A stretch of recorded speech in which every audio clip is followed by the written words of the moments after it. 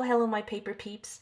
Today I want to share with you how I level up my scrapbook journals using these trending embellishment techniques. So let's get started. Now I am a fan of placing tabs and tags and embellishing those tabs and tags and allowing them to stick out the top of my scrapbook journals. And the reason why I embellish the tops of the tags is that I don't want a lot of bulk in my journals, and so that is my way of putting a little bit of glitz and glam into my crafting projects. But the one thing I came to love and adore this year was using polymer clay in my projects, and I tell you, it's been quite the journey. I have used it in my Essence of Fall journal where I create these rosettes, as well as some leaves, and some of them I actually used molds for, but a lot of them I actually just created by hand. And I would love to show you those,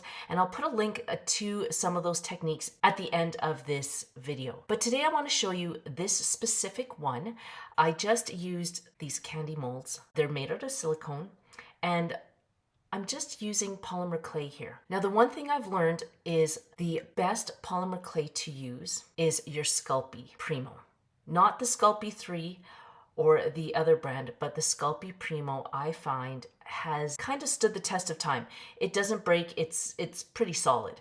Now here, when I use the clay, I actually place the gems in first. I know a lot of the time when we embellish, we like to embellish after, placing gems and all those little neat embellishments on top of our embellishments, but I find with a polymer clay, you actually have to place them first before you actually complete the 3D ephemera here. Now, this is one thing I'm going to try, and it's using gold foil as a way to amp up and level up these neat little trinkets.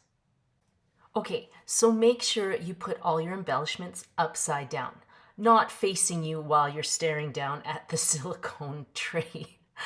I guess it happened to me. I was so absorbed in the fact that it was actually working out that everything I was putting in was pretty much upside down, and I ended up baking it upside down. So don't do that.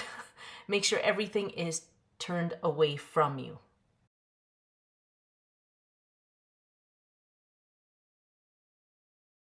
When you're placing the clay in these molds, you really have to push down on it to make sure that the clay is actually seeped into all the crevices.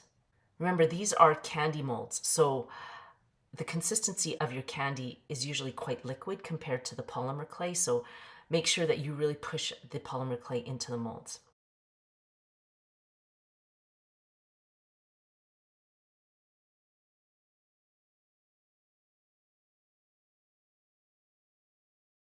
The next thing I'm going to try is gold foil.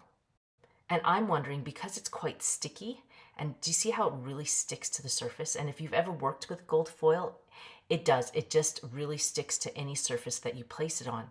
So I'm wondering if this will actually come out of this mold. When you're using polymer clay, you have to remember that it has to be baked. So set your ovens to bake at 275 degrees Fahrenheit. And for sizes like these, I recommend baking for at least 30 minutes, no longer than that. I really hope you enjoyed this video. If you are interested in how to create more polymer clay trinkets and ephemera for your scrapbook journals, then you'll probably want to watch this video here or here. Until I see you in my other videos, take care and have a fantastic week. Bye!